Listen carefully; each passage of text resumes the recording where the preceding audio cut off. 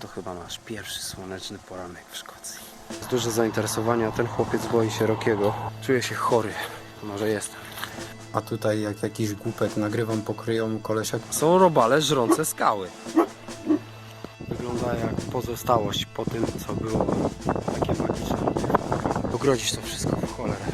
To miejsce jest dosłownie zadeptane z psychopatycznymi mordercami w środku. Mamy nasze Polskę. Jestem zadowolony.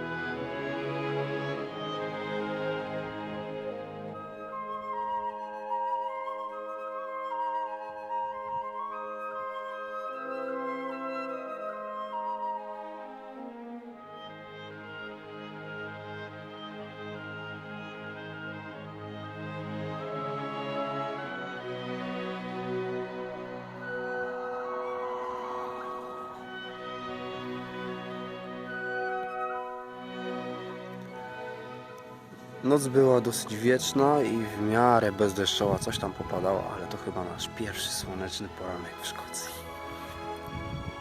Ale jest pięknie. Jesteśmy w tej chwili na Lealt Falls. Karolina poszła zrobić parę zdjęć. Nie wchodzę tam, bo jest duże zainteresowanie, a ten chłopiec boi się Rockiego. Sorry. It's no problem.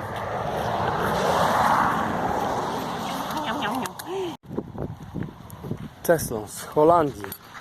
Goś musiał chyba zabukować 2 tygodnie urlopu. Tak, naszym następnym miejscem postoju miał być Lealt Falls, 3 km od miejsca, w którym spaliśmy. A w tej chwili no co, idziemy na jakąś bułę. Jest tutaj buda z żarciem, więc sobie weźmiemy. Jestem skłonny coś zjeść, bo czuję się chory. Może jestem. I potem jedziemy do Kiltrock, kolejne parę kilometrów na północ. I potem Karolina chce jeszcze zobaczyć koralowe plaże i latarnię morską. Może nam się to jeszcze uda. Dzisiaj jest czwartek, jutro piątek. W piątek wieczorem chciałbym już ruszać do domu.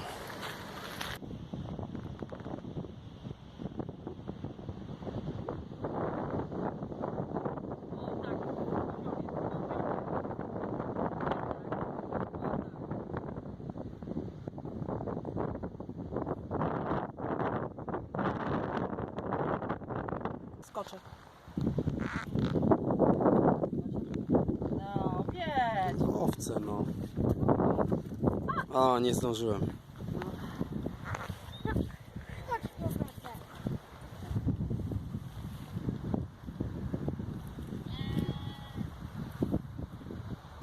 O, a tutaj jak jakiś głupek nagrywam pokryją kolesia, który wygląda dokładnie jak mój brat, bo bardzo chciałem mu go pokazać.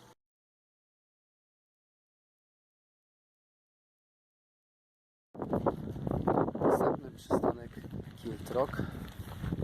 Point. Na tłumy wycieczki wieczór. Przechodziło ujęcie.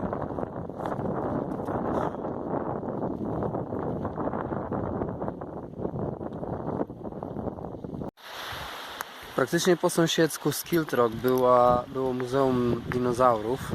Świetne miejsce, jeśli lubicie dinozaury i stare czasy, jak to kiedyś farmy uprawiano. W tej chwili jesteśmy w Angkor Ram i Remi szuka skamielin.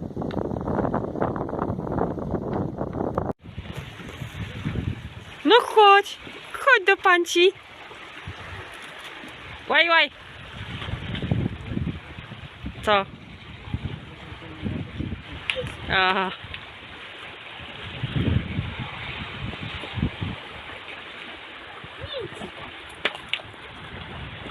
No nic. Nic nie znalazłam. Good boy. Weź go przytrzymaj.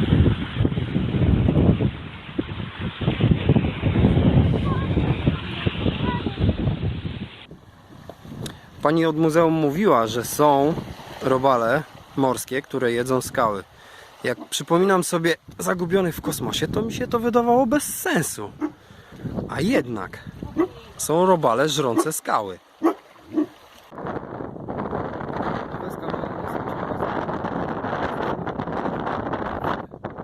Pod wpływem warunków pogodowych ciągle się poruszają.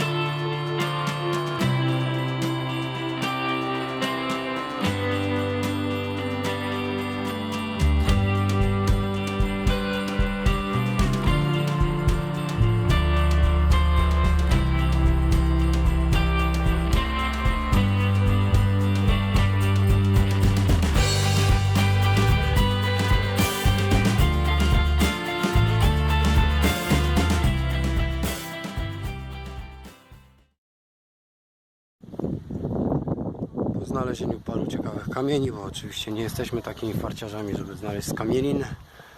Następny przystanek Fairy Glen.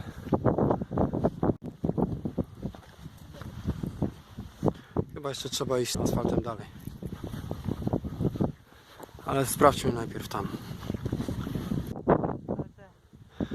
Wygląda jak pozostałość po tym, co było takie magiczne na tych fotografiach. No ale nie wiem, przejdziemy się dalej, zobaczymy.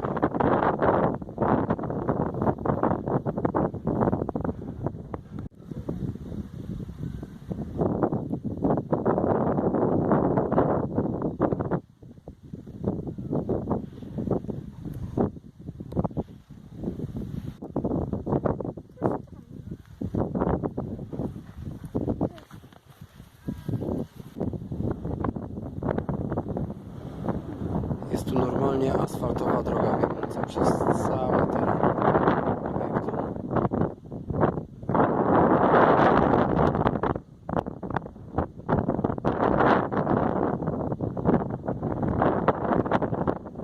Rozczarowanie. Czuję się chory. Może jestem.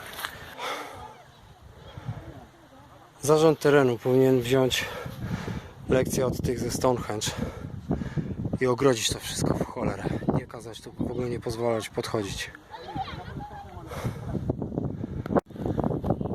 Jeszcze trochę, a powstanie tu stragan. Stoisko ze sprzedażą kart pamięci, jak na Kasprowym.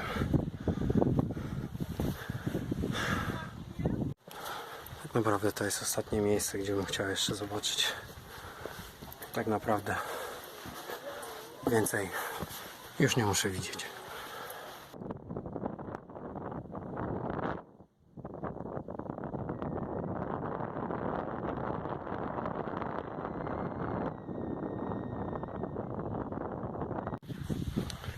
Dobra, brzmię trochę jak hipokryta pewnie w tym temacie, ale to miejsce jest dosłownie zadeptane. Żadnego szacunku dla miejsca, żadnego jakiegoś wytyczonego szlaku, żeby tylko tędy przejść i nigdzie więcej. Inne miejsca tak mają i jakoś nie ma z tym problemu. A tu ludzie łażą wszędzie. Ja tego nie łapię, nie rozumiem tego. No cóż, może następne atrakcje będą trochę bardziej atrakcyjne.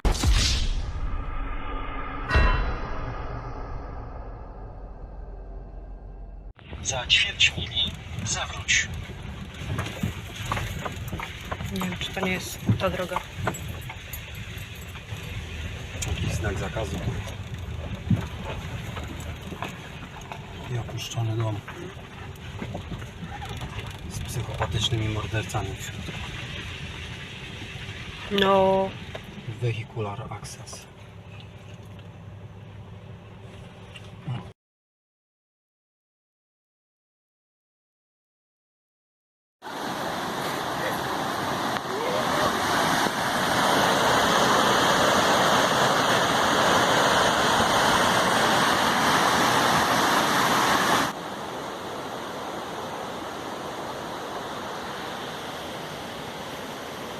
Ostatnią atrakcją na dzisiaj będzie wizyta w St. Columba's Isle w miejscowości Skebost. Jest to wyspa umieszczona na rzece, miejsce pochówku właśnie tego St. Columba's. Według wierzeń pochowano z nim również 28 wodzów. Znaczy w tym samym miejscu, nie wiem czy na raz. Tak, to tak jak mówiłem, tutaj jest ta tablica, która opisuje historię tego miejsca. St. Columba's to był biskup. Nie rozumiem tylko, czy on był biskupem od 1879 do 1498. Tak. Seminary Ancients Monetary Chapel, where according to tradition 28 chiefs of that clan are buried. Prawdopodobnie no, na przestrzeni tylu lat to by się zgadzało. I to są jakieś jedne z lepszych zachowanych ruin, więc zobaczmy, co to ma do zaoferowania. A już wygląda to ciekawie.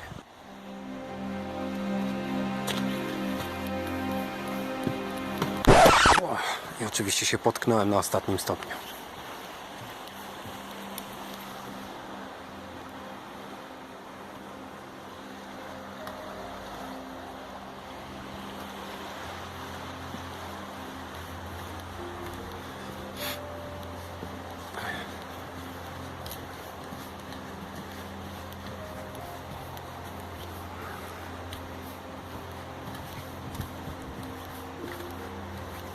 Są i nagrobki.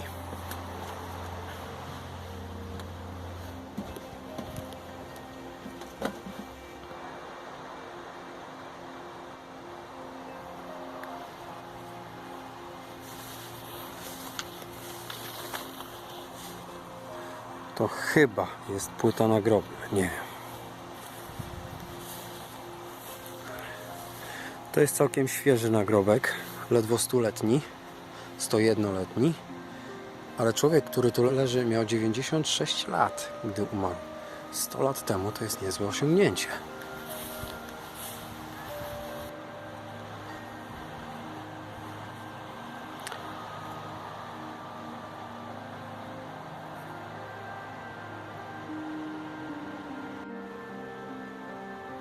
Ten granit wygląda na całkiem świeży.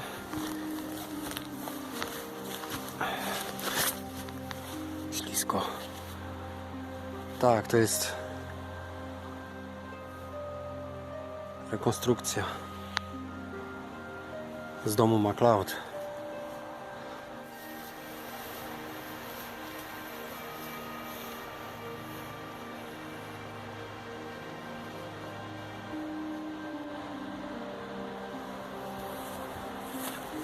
To trochę smutne, że to miejsce jest tak zapuszczone przez tak wysokie trawy, ale też prawdopodobnie znowu potknąłem się o czyjś nagrobek.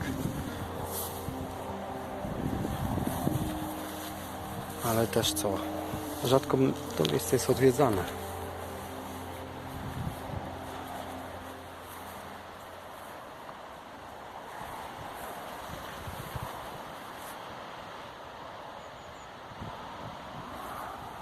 Ten sam wzór praktycznie. Ciekaw jestem, czy to jest też z domu MacLeod.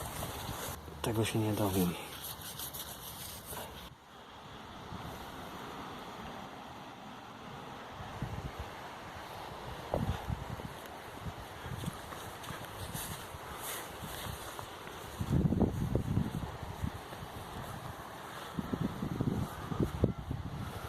Dużo przeróżnych nagrobków. I z przeróżnych lat, bo i 1921 i 1000 pewnie tam 800. Tutaj mówimy 1889. McLean. John...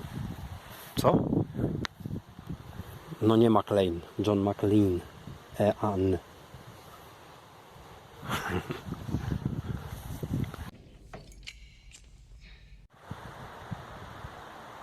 Tablica jest już oczywiście nieczytelna, ale zapis jest uwieczniony na tej płycie. Można zatrzymać i przeczytać.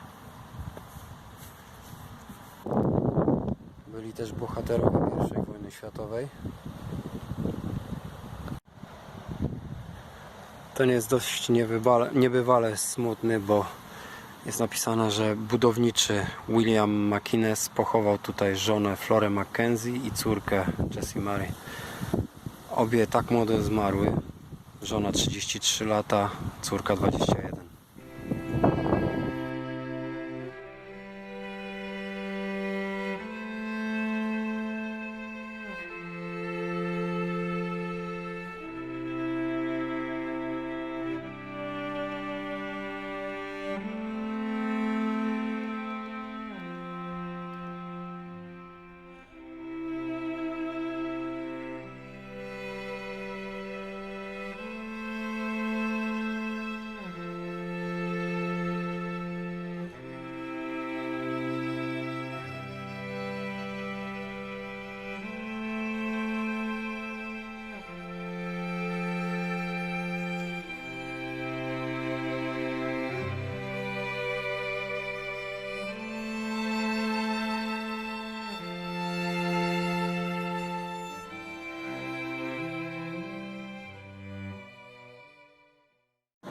Patrzcie, I Love Sky, sam środek, portrait.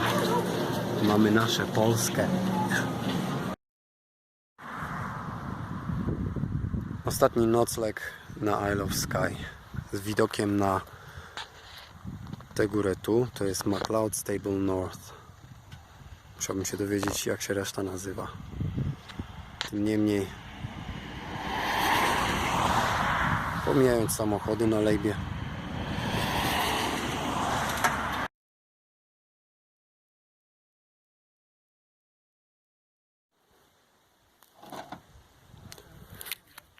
piątek, ostatni dzień, ostatnia atrakcja tej wycieczki.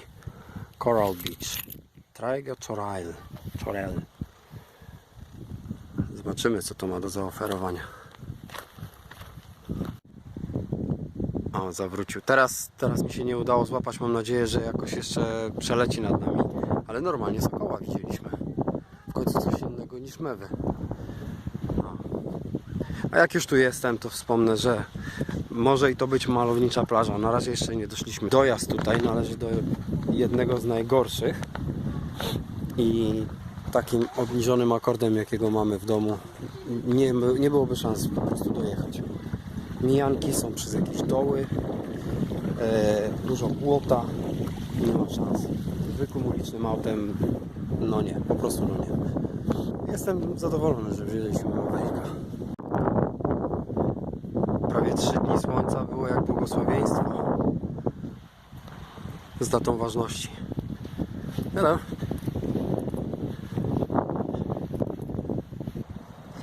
No idzie prosto na nas. Już nawet słychać, jak deszcz o wodę się obija.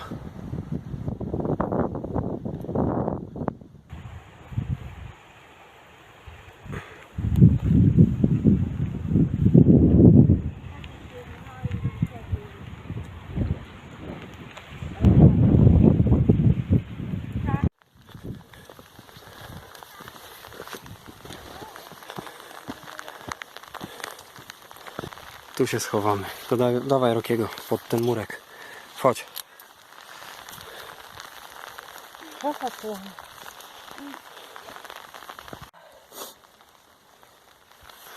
Jak się czujesz? Super.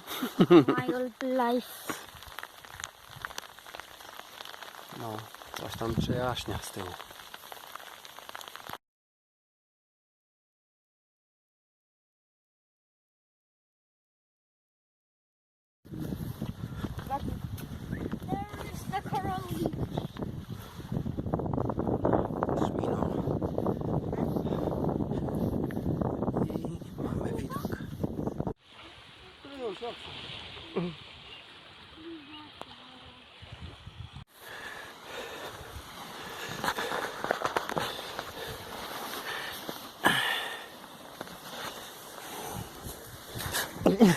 Hej!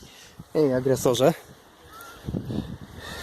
Nawet nie wiem jak to nazwać, bo to jest mieszanina piasku, koralowców, muszelek, wszystkiego.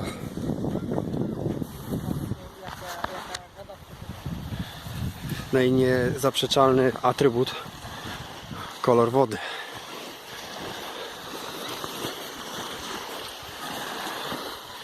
Ale tego nie będziesz chciał pić.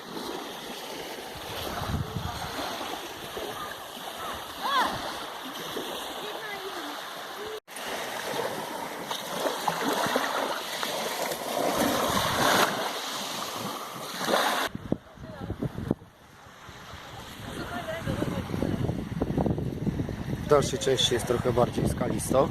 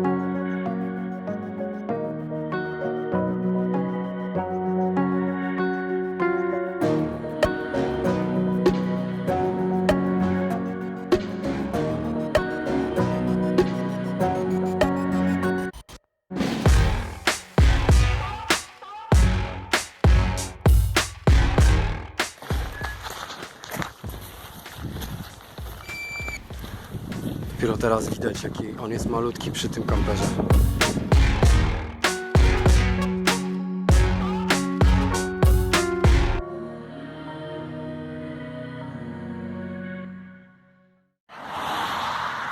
Jednym z najbardziej spektakularnych miejsc w Szkocji, moim zdaniem, jest Glengarry Viewpoint. Niestety teraz już zarośnięty drzewami w tym miejscu, ale rozpościera się z niego widok na cały łańcuch górski. Można podjechać, jadąc w kierunku północnym, można podjechać kawałek dalej, dosłownie, nie wiem, pół kilometra dalej jest piękna zatoczka z pięknym widokiem na ten cały łańcuch górski. Tutaj już nie ma co stawać. I tak oto dotarliśmy do końca podróży po Szkocji. Niechętnie ją opuszczamy, gdyż zakochaliśmy się w niej od pierwszego wejrzenia. Rzeźba terenu jest nie do porównania z niczym innym. Strome wzgórza Glencoe, długie lochy jak Loch Lomond czy Loch Ness. Widzieliśmy tylko niewielką część i wciąż nie możemy doczekać się, by wrócić po więcej. Zamieszkać tu to nasze wielkie marzenie. Urzeka nas odludny charakter tej krainy i jego pozorna niegościnność. Gdy już oswoisz się z tutejszymi warunkami i specyfiką, czeka na Ciebie ogrom wrażeń. Zobaczysz piękne góry i jeziora, monumentalne zamki i fortece, ale też tereny, które natura na powrót posiadła w swoje władanie. Widoki, których nie da się zapomnieć i uczucie pragnienia powrotu w te strony, które już nigdy Cię nie opuści.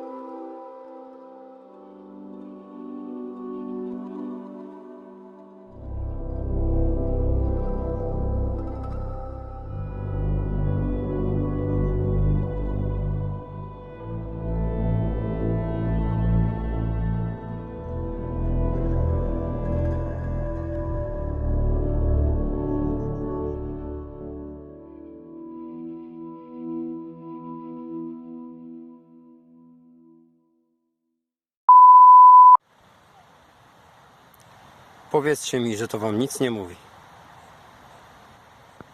Powtórz. Nie powtórzę. Powtórz. Śmigłowiec leci. Złapiesz go? Zrobisz na niego zbliżenie? Raczej nie. Chyba ratunkowy jest. A. Uwaga, skręcam. Shit. Pan z GoPro będzie miał uwiecznione jak Maverick kaleczy. Dziwnie się chodzi, jakby po kocim żwirku.